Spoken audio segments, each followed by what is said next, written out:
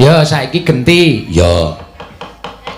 Mbak Tatin, engko sikik to aja kesusu. Ya, Tatin iki lagi ngenam-enam pikir. Ya, lagi persiapan. Ya. Soale dheweke iki nek maju nek ora ngempake pengasiane engko ndak dora. Iya, sing nang lor padha ngidul, sing ngidul padha ngalor, sing ngulon padha ngitan-ngitan padha ngulon. Tempuk dadi jeneng kene muga-muga padha ketut larut karo pasuryangku. Yo Tatin ngadeg terus muni, "Apa sih?" ngono. Terus ana wong tuwa mono sing bodho edan kaya ngono kae. Iya. Kowe kok ngerti? Aku ngerti kok gurune Tatin. Oh, sapa? Mak Erot. Wah. Ngawur. Kuwi gurune wong lanang kok. Iya, wis tau meguru. Ayo diaturake. Ayo iki ana sing nyuwun podang kuning, Mbak Lian ya kena. Monggo Mbak Lian. Ya. Mbak Lian, ya iki piyai Kebumen kok. Oh, ora ngapak ora penak. Iya, iki omongane ngapak-ngapak. Heeh.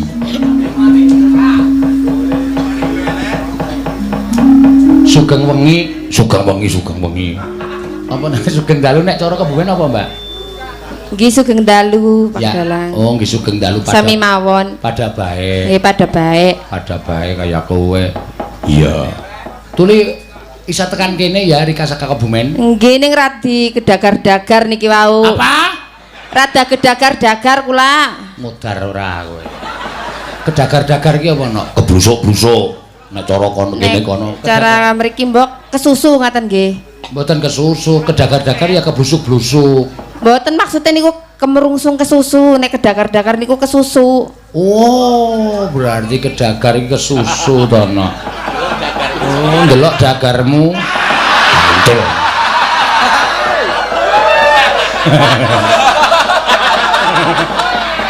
Aku duwe bahasa liya saiki. Lah nggih. Nek mriki napa? Nek mriki kesusu napa? Nek mriki ya kesusu ya kesusu. Lah nggih kesusu. Tuli nek cara Kebumen ya kedagar-dagar. Tuli bahasa kedagar iki maring Inyong gunake maring Jogja. Ngesuk ning Inyong ketemu karo kanca Inyong. Inyong kepengin weruh dagar Rika. Yong. Engko nek gagar utak lho. Lah wong tuwa ora. Piye Mbak Kayune Lian dalem ngendi sih? Kula Kebumen ya? Nggih, Kebumen. Disane ngendi sih? Kula Mirit. Mirit? Nggih, ya, pesisir. Apik lah ora boros. Iya. Mirit. Oh, Mirit tak Mirit nggih. Kebumen. Ya, Kebumen iki ngono, wis mulai ngapak-ngapak. Kowe ngerti Kebumen? Ngerti ming ngambal tok. Oh. Nah niku wetane. Wetane ngambal. Oh, berarti pres. Kepres kepripun? Lah wetane ngambal kok ora pres ki bocor maning nek ora ditambal. Ini kudu dipres. Iya. Mbak Lian nggih ana sing nyuwun nganu tembang apa ki podang kuning. Oh nggih. Ini bisa ya? Masalah manuk niku nggih. Apa? Manuk kan? Iya tuli manuk. Manuk ki pada malati ki manuke. Orisa ki kualat maring manuk. Wetenge blendung gede banget kaya kowe. Kula jane nggih rada trauma marang manuk kok. Sapa? Kula. Sababe? Nggih trauma, kula duwe manuk loro ucul. Sing siji mati, sing siji ucul. Sing siji mati, sing ucul kepriwe ki? Wis ketemu durung? Nggih dereng. Apa nyong jole manuke nyong? Napa jenengan kagungan manuk? Neng omah sih akeh, aja pada pikiran sing elek disin ya, cecak rawa nyangi gue. Nggih. Terus apa ki apa jenenge iki murai batu, cecak ijo, cak rawa, cak ijo. Sing paling apik nyonge ngingu cak dikin. Ye isa cinta tak terpisahkan lan sapi turutipun. Ini niku pas boten kalih kurungane ngene kula manuke jenengan. Aja kuwatir. Mungkin nek boten pas nek nganti ucul meneng kepripun? Aja kuwatir, terus nek wis dilebokno kurungan ya lawange ya ditutup. Aja nganti ucul. Tuli manuke nyong ora lungan kok. Ora lungan. Ora giras, ora galak kaya kowe. Nek wis mlebu kurungan, tuli meneng bae. Meneng wae. Biasane ming dilong. Meneng niku engko gen suwe-suwe mati kaya manuke kula sing pertama. Aja ngomong sing elek lah. Lah manuke kula sing pertama niku mati kok. Tuli kurungane elek kowe. Oh, niku mboten merga kurungane nek sing mati. Pakane ya. Pakane tak pakani tempe bosok. Langsung mati. Waduh, manuke ngongso timen ki. Wis bosok barang wis dipangan. Ya aja tempe bosok terus manuk sing apik ki ya. Tempe sing semangit nika lho. Ya sing semangit. Iya, Pak. Monggo, Mbak. Nah, mengko nek ngrembug manuk terus malah ora apik kedadiane. Kriwikan dadi manuk, kriwikan dadi grojokan. Keguyon dadi tangsa. Ya, ayo. Sowan marang iki apa jenenge tempat wisata? Ya, Pinus Pengger. Ya. Eneng terong delingo ya acarane apa iki lagi arep tak waca ya pengelola wisata Gunung Pengger oh ya bengi iki tasakuran pembangunan toilet waduh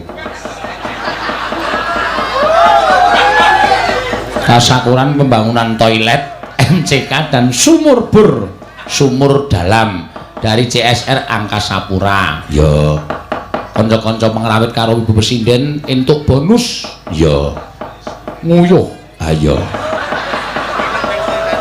nang toilet sesuk urut pembukaan ya matur sembah nuwun muga-muga iso digunakake sak becik-becike dasare kene iki tempat wisata ya kuno Pinus Pengger ya papane ning kono kae no ya aku mau ya wis menggok kono ning diarahke mrene ngono. Mula kudu ana papan pambuangan kaya toilet lan sak piturute merga nek mengko para wisatawan ki golek papan pambuangan mongko bingung ya ora entuk nggon terus ming aling-aling uwit karo tingak-tinguk kae iya adat saben sok ngono kuwi lho ya mula bedane wong India karo wong Indonesia ki ngono kuwi kok beda nek wong India ki nek entuk uwit nyanyi oh gocekan uwit karo nek wong Indonesia entuk uwit nguyuh ayo bedane nang kono kuwi mula kudu dianakke toilet. Iya, toilet. Toilet ki saka T. Toilet kok tak artekke. Mumpung ben do ngerti. Iya. Tata-tata, T iki saka tembung tata-tata sumadya. Heeh. O ana nggone. Heeh. I iki lho bolongane. L lan aja lali digebyur. Engko nek wis T tetep kudu mbayar 2000 ya. Monggo dinggo kebersihan no. Ya matur sembah nuwun tanpa pepindhan ya Mak. Ya.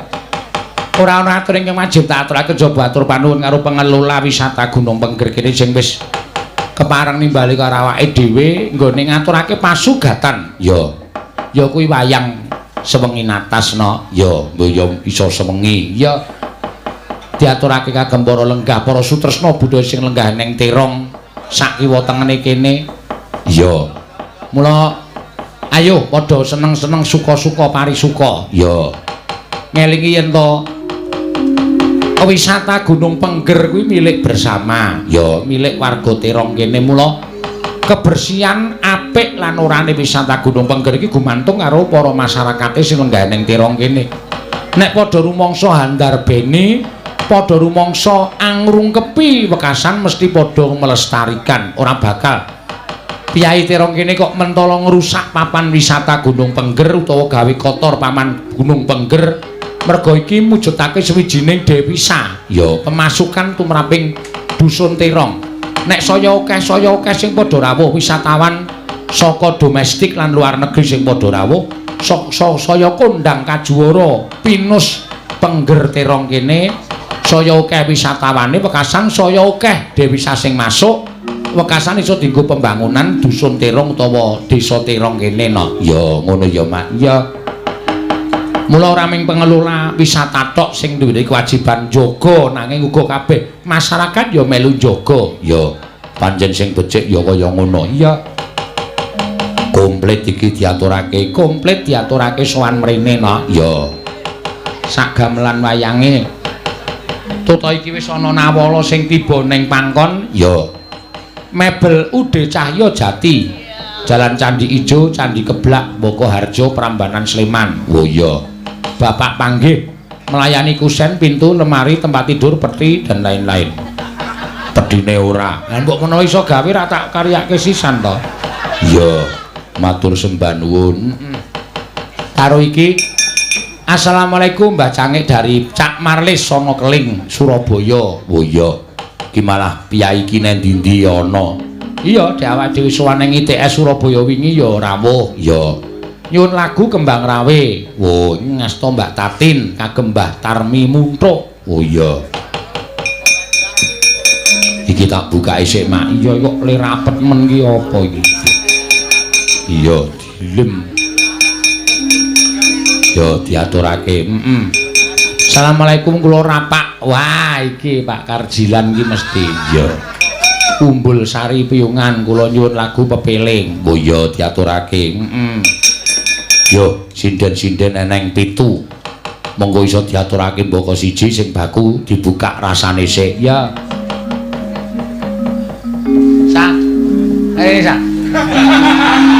Ngopo? Sindenku meteng kae. Isih iso nyuara to?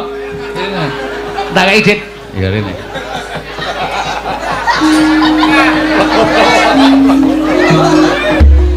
Sinden wis cuti. Wis cuti arep nglairke kok ora lair-lair. Terus ana wayang kok ndelok. Dereng wayahe, Pak. Oh, kapan HP elek kok? Udulmu bodong kok mlebu. Nggih niki, Pak. Wah, ora sok diketok-ketoke ngono kuwi. Ajeng demak napa? Rasane kok arep muntir ngono. Mangga. Mah. Lucu lho, Pak. Tawak-tawakke. Iya. Grisen.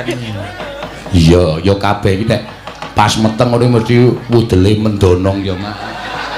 Ora bodong kae wudele mendonong ya, Nak. Iya. Ya, kowe nembang kok tak. Lho kowe wis disawer urung-urung. Nggih, matur suwun nggih, Pak. Lumayan to. Iya. Delok wayang karo sinambi golek duit. Mara tuamu mau nek ndi? Pundi nggih? Wonten ya ning Simbah Riku Kidul niku. Oh, ya wis kok. Nek ngomong kaya bebek. Iya. Ya nak, ya suwe ora krungu suaramu ya.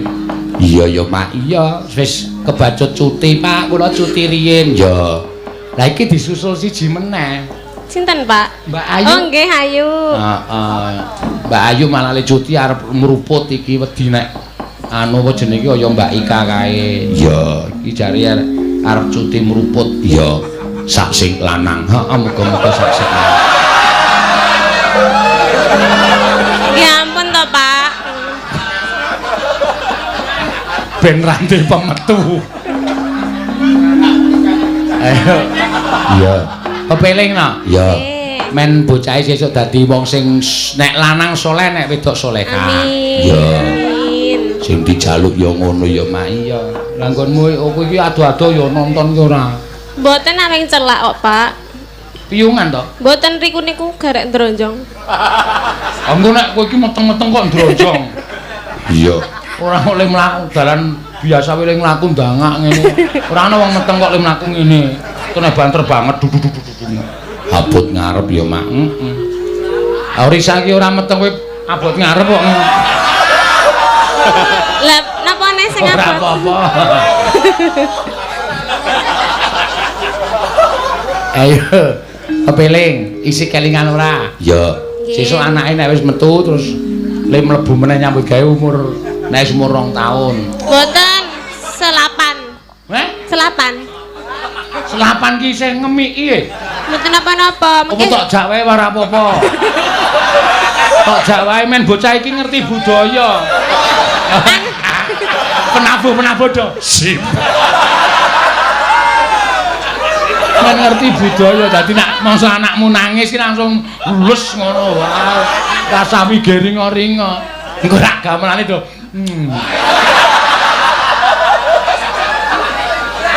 Terus kula pinggir iki nggih, Pak. Oh iso. Ora entuk ado-ado saka aku. Aku nglindungi saka piyaga kuwi apa? Iya. Iya, pepeling, mangga. Rukun Islam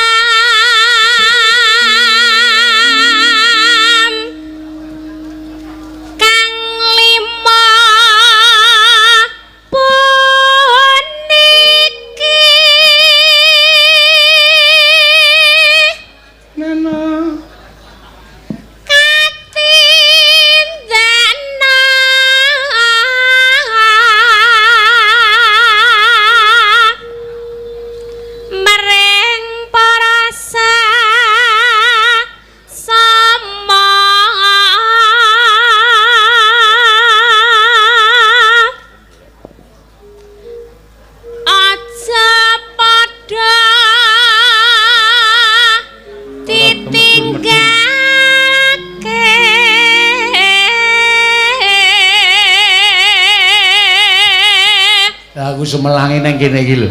Pripun, Pak? Anggere sinden do meteng bareng lairke mesti nadane rada numpangi ro gamelan. Ngrasa kowe rasa ngeden. Wis nengke wae sik.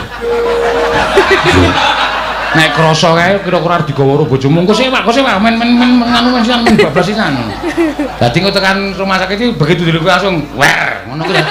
Nek nganggo ngeden kuwi pita suaramu iso rusak. Ngono kuwi engko nek nembang terus elek suarane. Oh iya. Nengke wae. Nanti bocahe golek dalan dhewe kae. Dineni sak metune nggih, Pak. Mangga. Rukun limapu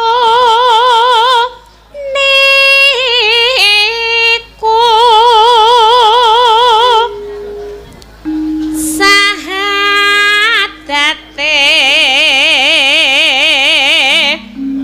kang angka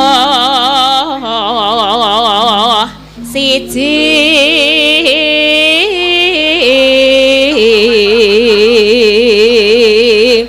kang angka loro salat aja lali lho engko gendhinge muni kowe lali nek meteng joget ayo dene kahangka telu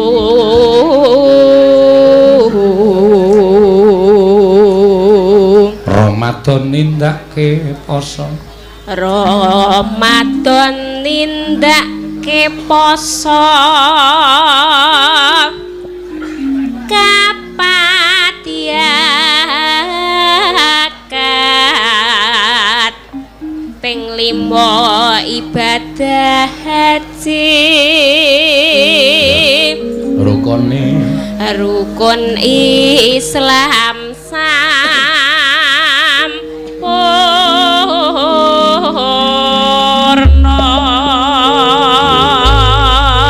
kaya aku dek jaman nunggoni anakku sing gari dhewe wah pripun Pak wong arep nglairke ki jan mesake kok iya bojoku wis nganti mrimet kaya sambat waduh Pak aku melu bingung kuwi aku kon ngopo terus karo mbokku aku wis kono ning jaba wae cerewet wae terus aku ning jaba ngerti-ngerti swara mak klompiang glondang klontang plong glong klinting tak tilek iki anakku lahir aku dadak muni grumbyang bojoku mancal sustere ngunduri lemarine ambruk sustere tiba nggawa dit kricik klinting terakhir terus dikekke aku anake sing wedok kae wah tak gendong langsung tak adani nggon kuping waduh bobote gedhe niki Pak nggih pinten Pak pira 3 kilo pira ngono kae terus sustre ini kudu dijahit aku terus trakap ngono nggih monggo ning dikula dingengei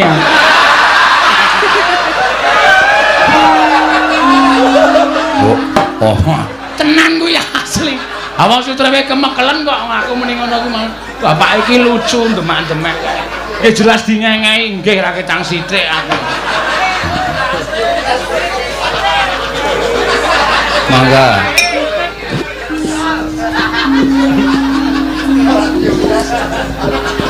ayo bukane kamu meneng bae malah cuti wis sesuk tak kuntak yo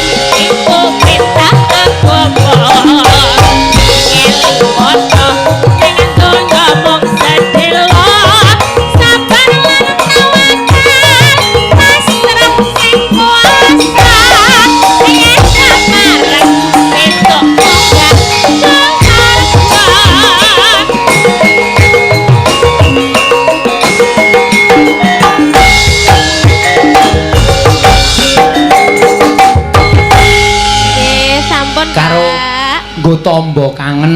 Ya, iki oke padha streaming sing padha kangen sok WA aku. Mbak Orisa kemana Pak? Kok enggak kelihatan? Ya.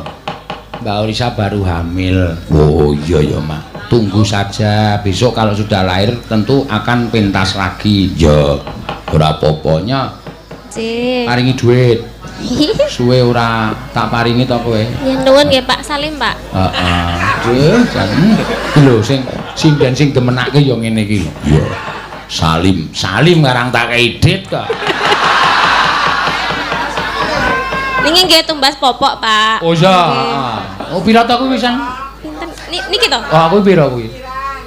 Dite napa bayine? Bayi anu metengmu kuwi. Metenge 8 sasi, Pak. 8 sasi. Oh ya kon sregep june. Sregep. Oh nggih. Pun sregep kok, Pak. Ya syukur. Nyontongane nggih, Pak. Pokoke iso tak ketarani kowe sesuk anggere anakmu sok aku nilai anakmu kene iki ra ono rambute. Iki berarti bojomu sregep. Nek kene iki rambute ketel bojomu keset. Mergane mesti sok dikethake karo bojomu tuk. Iki asli kok, iki ora sarur kesehatan kok. Pancen lho sapa wae esuk nek meteng anggere muni ngancik 8 sasi, priksake dokter utawa bidane mesti ayo bapake ora keset. Kuwi yakin. Yo. Aku mbiyen yo ngono anak pertama iki ayo bapake ora keset. Lho kula adus terus lho Bu, aku. Radong aku no. Aku kan cah culun to. Culun. Aku kan cah lugu, aku kan hal kok ngono kuwi ora ngerti ya. Iya. Wis kono gek tengok meneh. Nyontongane nggih, Pak. Ora wengi-wengi len anu gek Bali. Iya. Terus suwun nggih, Pak. Wis. Iya. Anake wis iki anak keloro. Oh. Sing siji anak gedene ra jamak-jamak. Iya, kan lingkup kono. Heeh. Sesuk aku ora mbayangke Orisa we meteng semono iki gedhe banget awake. Wisuk ayu wisuk. Nek lunga ora dadak nyewake tosa. Sing lanang ning ngarep sing dhek nopo. Pak tukake kae, Pak.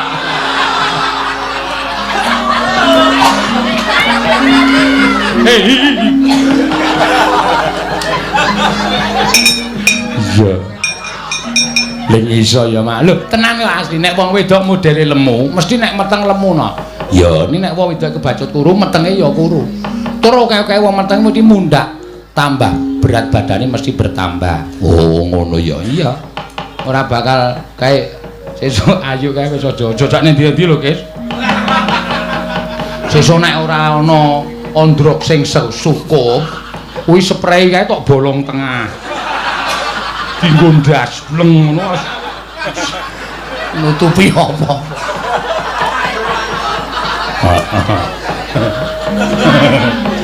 Besok nek siap-siap ambenmu diganti cor-coran wae. Nek nggo turu iso amblong. Cor-coran kan wis bengkok. Iya ya, Mak. Iki uga ana pamundutan no saka kru parkir. Oh iya, nyuwun tembang Kembang Rawe. Oh iya, sing nyekar Mbak Tatin to Mbak Elisa. Oh iya. Wis iki nyuwun lagu Sesideman, pengelola Pinus Pengger. Yo. Sing kepareng nyekar Mbak Elisa. Yo, diangkatke yo Mbak Elisa. Yo. Anu dikon jumeneng kok diangkat. Wong kleru ya ora anu ya. Iya. Mumbengi ora melu iki melu dalang Blitar kono Mas Rudi Gareng. Ya, ora apa-apa. Men Jombang mboten Blitar. Dalange dalang saka Blitar limang Jombang. Oh, nggih leres-leres. Iya. Wis ora apa-apa ben berkembang men beterbang. Umrono mrene men payu dhewe. Terbangi pon duwe sayap apa piye? Ya urung tukul nek kowe. Kandu. Durung tukul. Kapan Pak tukule, Pak? Ayo isih suwe kok. Tukula ya isih sithik dadi nek mabur iki. Ya. Ki neng sing nyuwun. Napa niki? Sesideman. Oh, Sesideman. Oke. Ayo wong blasteran ki nek oke. Aku le ngerti bahasa-bahasa iki saka Elisa kuwi lho. Bahasa apa? Culun, kepo, Kepo, mager. mager. Baper. Gabut, magabut.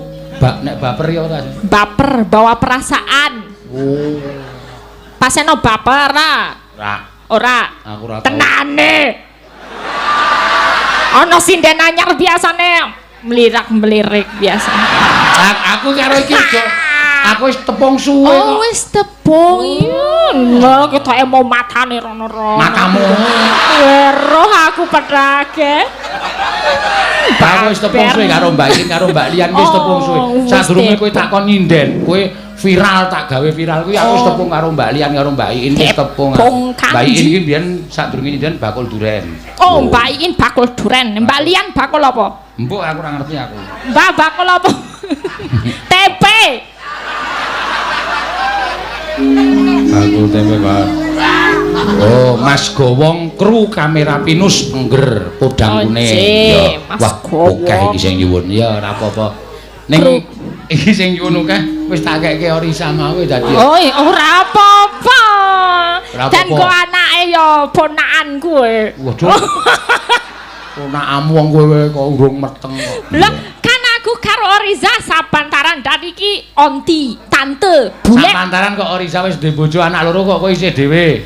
Wah, rumangsamu aku ki jomblo mergo ora payu po. Ora yo mergo aku ki ayu. Oh, kok ayu. Iya. Mergo galak aku ora galak. Aku ora galak. Sing galak satu-satunya Mbak Tatin. Kok nek aku galak Mbak Tatin iso ngamplek aku, Pak. Aja ngomong galak ning kene. Oh, kowe ngrasani Tatine mul pantes moro. Iya. Iya. Sesideman, Mbak. Sesideman, nggih. Wiwitane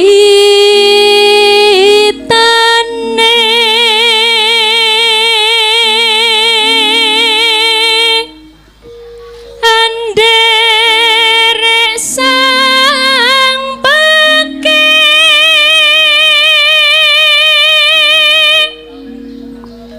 pria bagus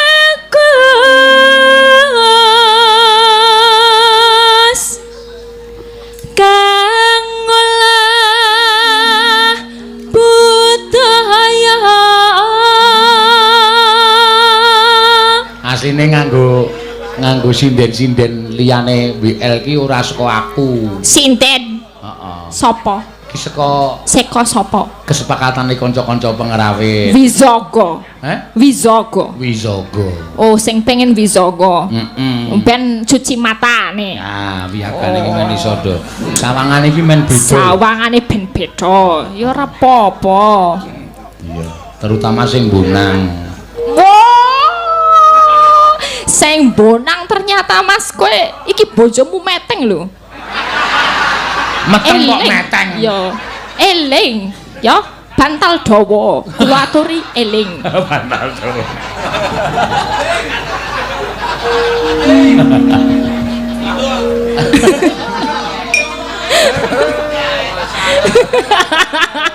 Wis langsung abang ireng rupane.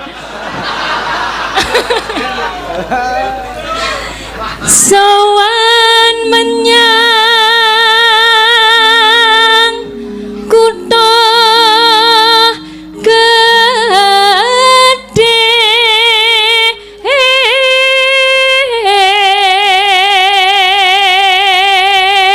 ayo ibarate kaya wong mangan ki nek ming jangan terong terus ya ora enak, jangan bening terus ya ora enak. Kalau dinai jangan bobor. Jangan bobor. Lah wiyagane kok ora ganti. Sesuk delok. Kuwi wewenangku wis. Pokoke akhir 2019 ki do neng omah ana layang tiba apa ora. Medeni iki. Menene apa kuwi layange? Pokoke sementara kowe cuti. Medeni. Harap cemas. Bendera terus yung yon selendang kuning kang sangking bukir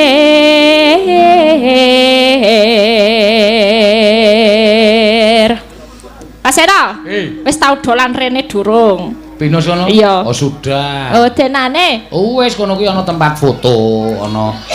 Ayo nggon kabeh ya ana tempat foto, jeneng tempat wisata ya nggo foto. Kowe aku tak omong sik kok banget.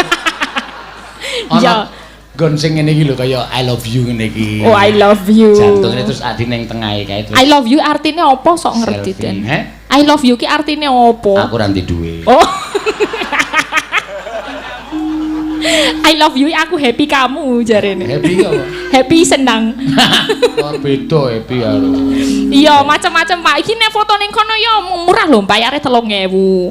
Mau njaluk to Mas sing kameramene. Kru foto. Ya kru foto. Kuwi nek foto adewe rasah nggawa HP, rasah nggawa kamera, wis difotoke 3.000. 3.000 tok telo. Ya 3.000. 3.000. Iya. Seru ning kene murah meriah ya. Ana bandolan barang. Apa? Bandolan. Bandolan nek bandu kuwi sing digo ning rambut kae bandu. Gandolan. Gandolane ana. Dene iki aja tok gawe bandulan. Nah, kene cangkeme apik. Ah iya cangkemku kok. Kudu apik. Marai mangkel nek omong-omong. Bandolan. Swara kurang pramono ning wasis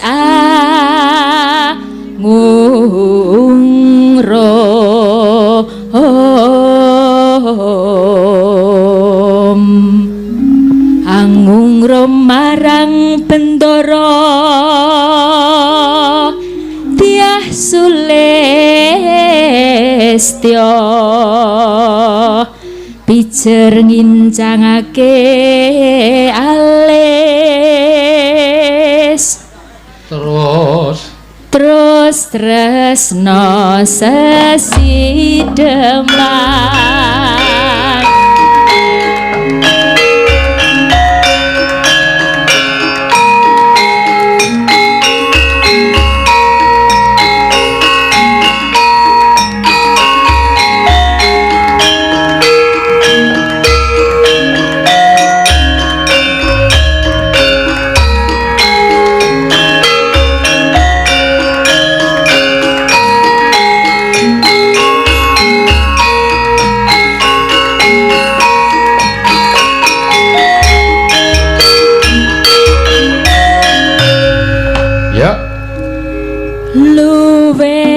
becik patenono timbang kepisahan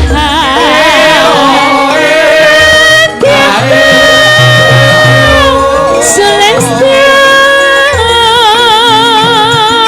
parewangi samudana lawan kulawan Karbolan Praputra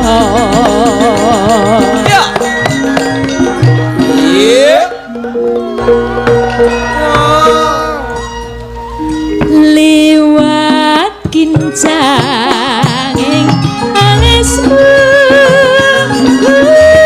wasahang landang rasane atiku dadian wis ling serius aku isih mampu ngladeni salahmu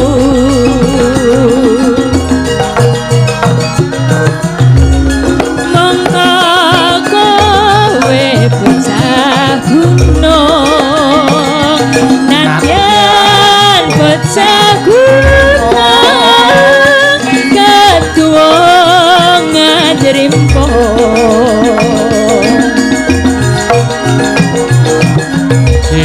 Siwara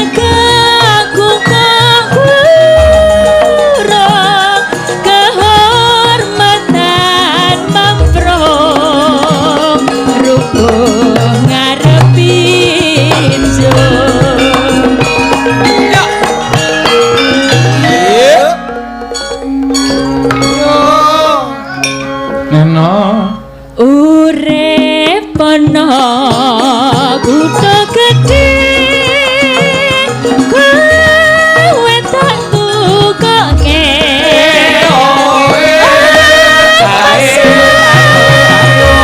isine kowe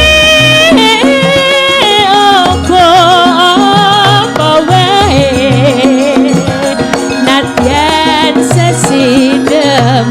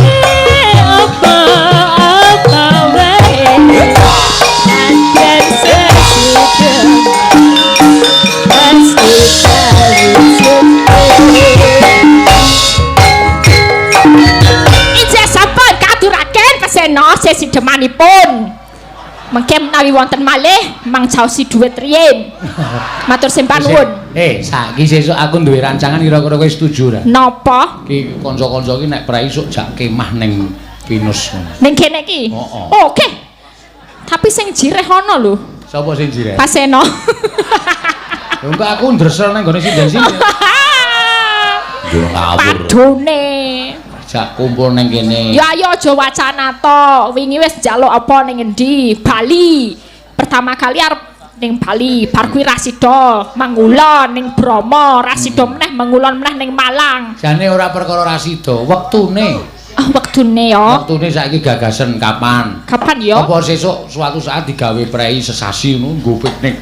Oh iya, ora apa-apa nek disponsori ya gelem. Oh, aja kuwatir, apa padake Pak Sino ki cah tiba. Waduh. Lah ngono kuwi lho bos ki wangune kaya ngono. Ning sesuk nek bar piknik terus tutup. Kok tutup? Golek pangan dhewe-dhewe. Pahit. Ayo iso tekor nek sesasi. Iya. Kapan-kapan nggih, Pak. Kowe nggawa bojo, do nggawa bojo dhewe-dhewe ayo. Iya, anake yo dhewe-dhewe. Ana sing loro, ana sing telu. Ya ora ngono kok. Ya kapan-kapan, Pak. Ya, wis sesuk diagendaken. Nggih. Ya sangu dhewe-dhewe wae, sangu apa sega dhewe, lawuh dhewe, kon gawa dhewe. Aku nek perkara kuwi aku ora setuju. Kenapa? Aku luwung bayari mbangane dirasani. Kaya ora ngerti watake wiyaga-wiyaga iki. Wong aku ngerti kok anggere do mlumpuk aku teko bubar genah ngrasani aku. Iya. Wis kena tak titeni pokoke. Iya. Nek ora ngono ya wis kebacut teko cedhak terus do. Terus ganti topik gayane muni bonangan nggon nganu wae lho. Bonangan ndasmu. Iya. Iya. Diteruske ya nak. Ya iki mau Mbak Elisa. Ngaturake apa iki mau sesideman. Ya. Iki ya teko meneh. Ana sing nyuwun meneh eneng. Nyuwun lagu Liwung Bu Prastiwi. Oh iya. Mas Pae. Oh iya Mas Pae. Mas Pae iki mesti biayane modern. Ya rung karuan iso jenenge iki Paeran. Paejo ya iso. Heeh. Supaya kita modern terus diganti Mas Pae. Ana kok jenenge Tukijan terus diganti Mas Toik. Iya. Iya.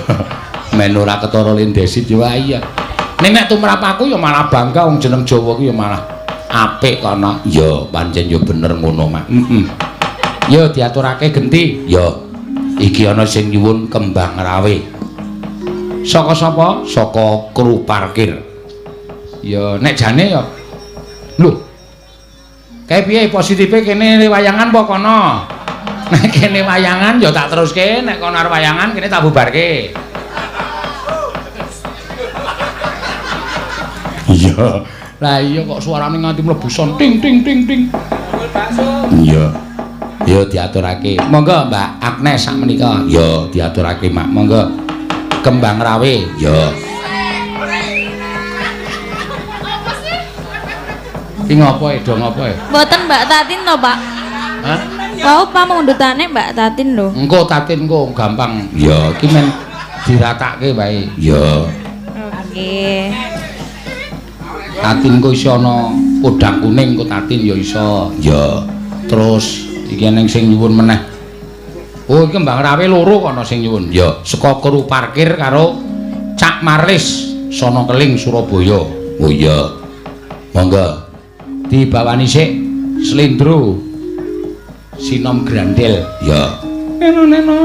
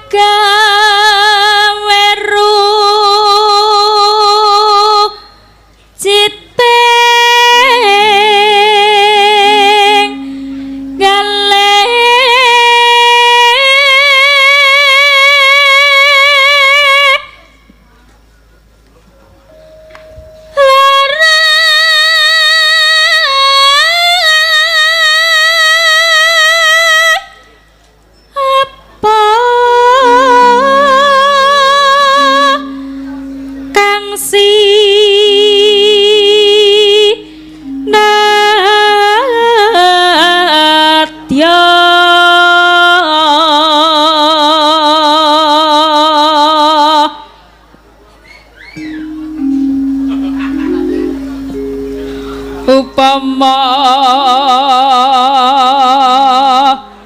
munduta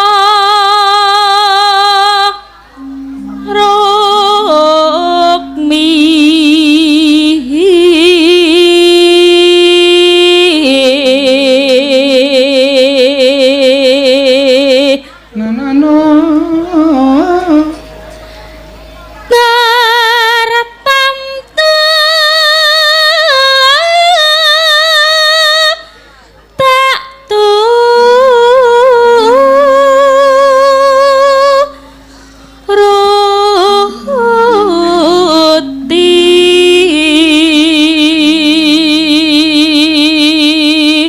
ibarat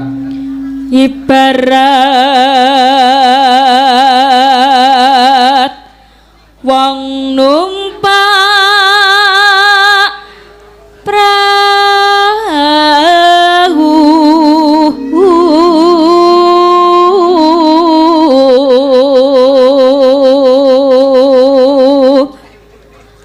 lumampah tanpa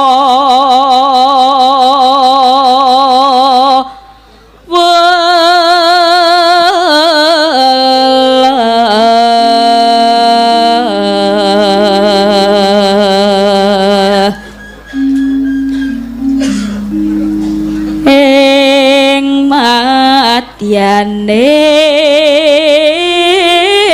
colo lidi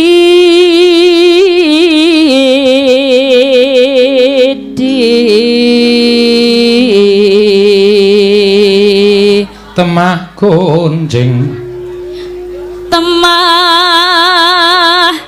gonjing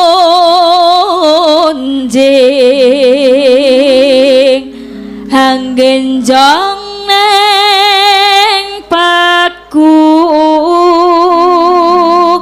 lingan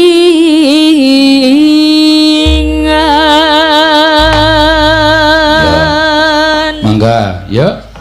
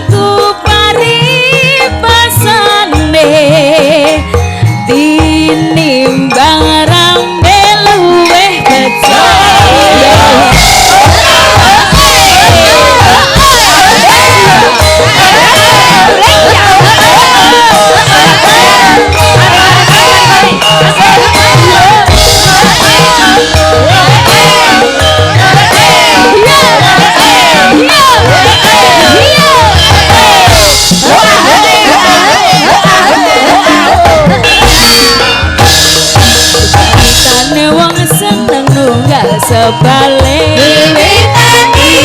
wiwitane lungguh jejer saben dinane saya suwe saben jejer nyekel tangane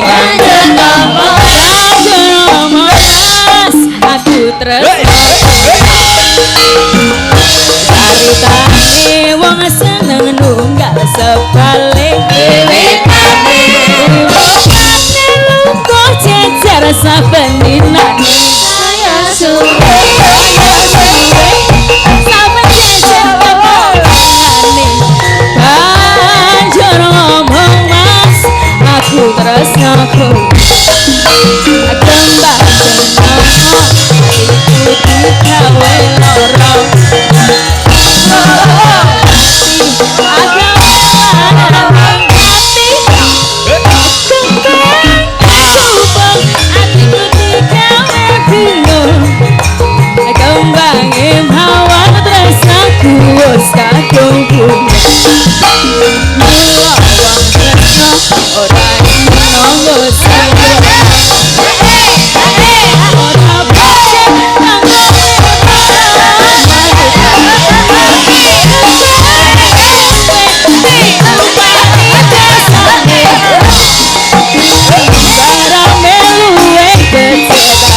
loro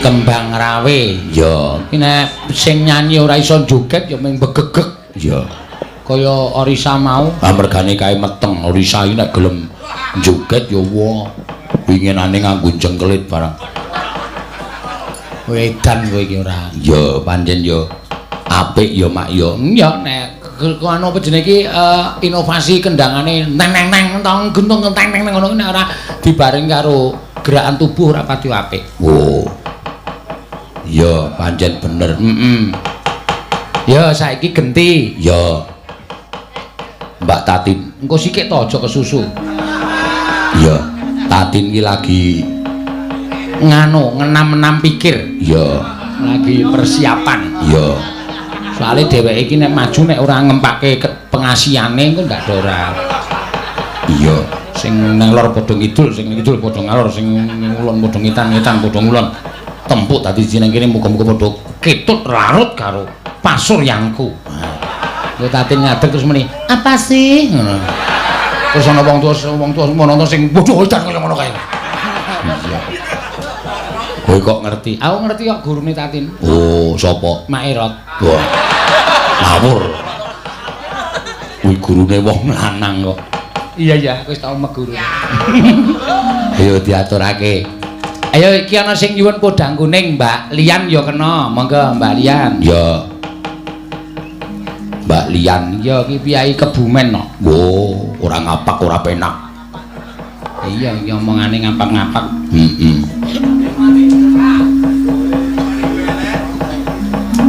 Sugeng wengi. Apa nek sugeng dalu nek cara Kebumen apa, Mbak?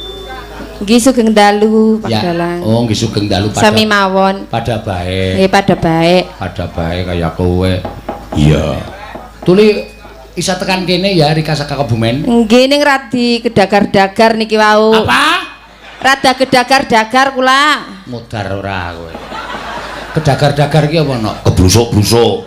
Nek cara kono kene kono. Cara mriki mbok kesusu ngaten nggih. Mboten kesusu, kedagar-dagar ya keblusuk-blusuk.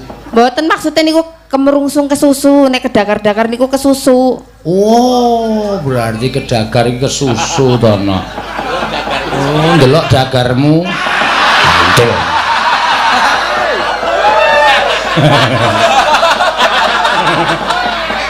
Aku duwe bahasa liya saiki. Lah nggih, nek mriki napa? Nek mriki kesusu napa? Nek mriki ya kesusu ya kesusu. Lah nggih kesusu. Tuli nek cara Kebumen ya kedagar-dagar. Tuli bahasa kedagar iki maring inyong gunake maring Jogja. Ngesuk ning inyong ketemu karo kanca inyong. Inyong kepengin weruh dagar Rika. Yong. Engko nak gagar utak lho. Lah we wong tuwa ora. Piye Mbak Kayune Lian dalem ngendi sih? Kula Kebumen ya? nggih Kebumen. Disane ngendi sih? Kula Mirit. Mirit. Nggih, Ya, Ca wis Pesisir. Apik lah ora boros. Iya. Mirit. Oh, Mirit tak Mirit kira nggih. Kebumen. Ya, Kebumen ki kono wis mulai ngapak-ngapak. Kowe ngerti Kebumen? Ngerti ming ngambal tok. Oh. Nah niku wetane.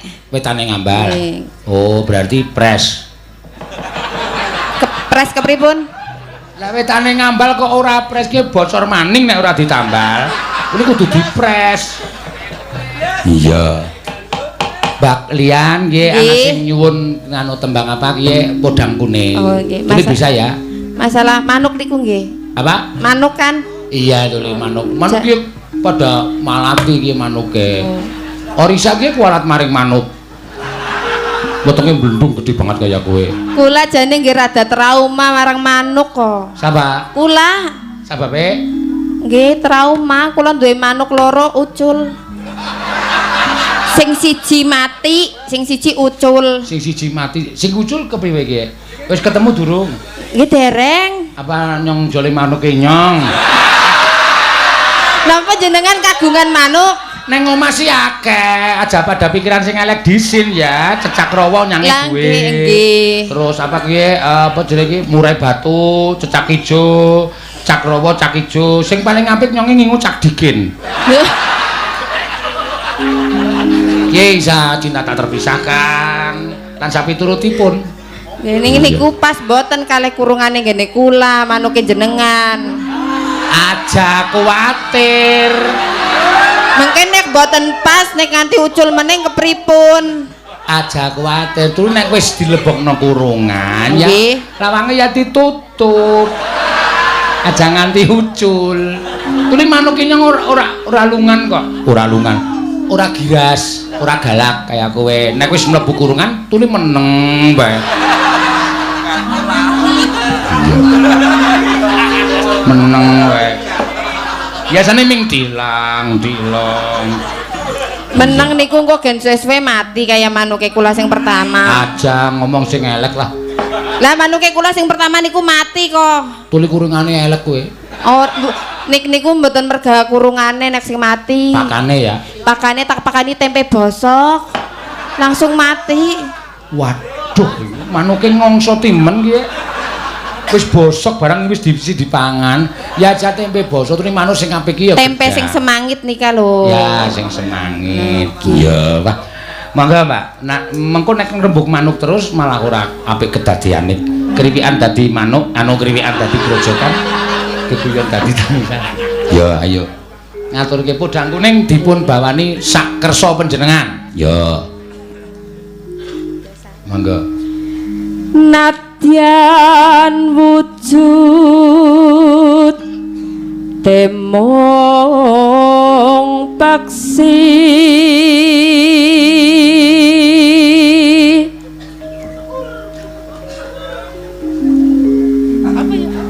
agawe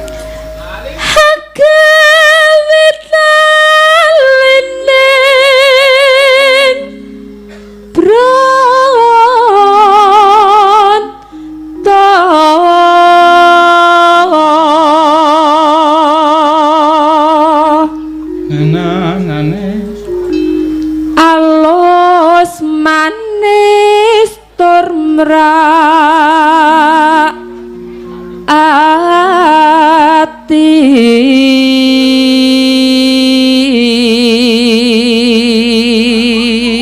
Mbak Kayune kok untune kelip-kelip ya? Niki dibronjong, Pak. Men ora mecotot. Iya, ditaleni nganggo dadung. Untune isa kelip-kelip Jina. Iya, apik ya, Mak. Men ora nyokot. Kaya bakul janganan nggon aku kae. Iya. Bakul janganan sugih untune emas kabeh. Heeh. Sing tuku ya karepe mono pamer gelange emas, ali-aline emas. Janganan ki diulah-alik kabeh. Niki pinten bayunge? Niki pinten? Niki bayeme pinten? Mergo pamer gelang ro ali-ali. Bakule mangkel terus ngene iki 500. 900. Mangga. Kuwi aja kaya kowe ya, ngisuk nek kon nyinden aja pamer ya. Mbak Lian monggo nembang Sendika. Ya.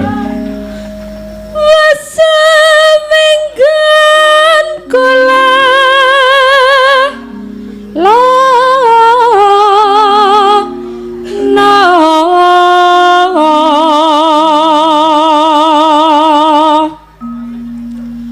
golek isi podang kuning Ibu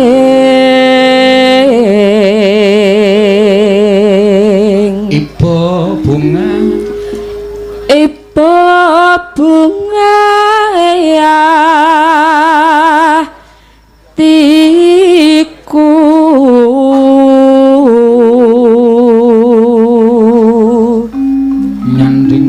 nyanding bisa dadi tombo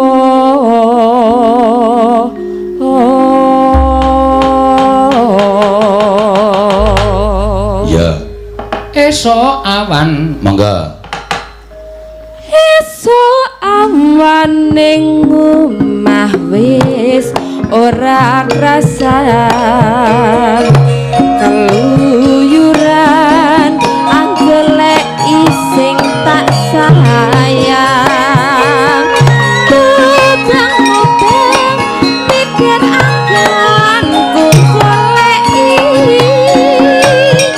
ora krasa esok awan nganti wengi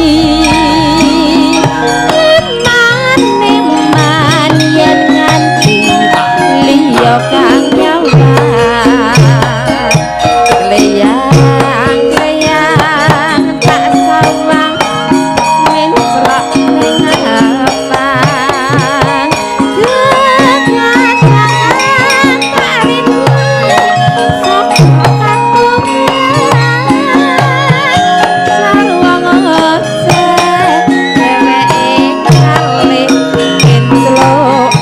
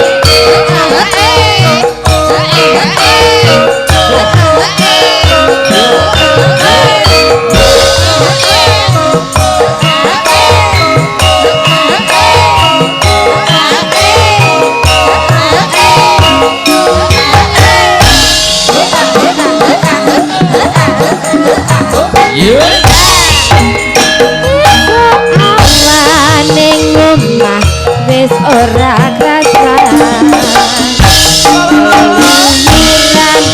anggolek ising tak sayang mudeng-mudeng tidak anggon ku golek ora krasa esok nganti wengi yen nganti liya kang nyawang leyang tak sawang kok kekatangan tak rintik saka katungan sarwa ngece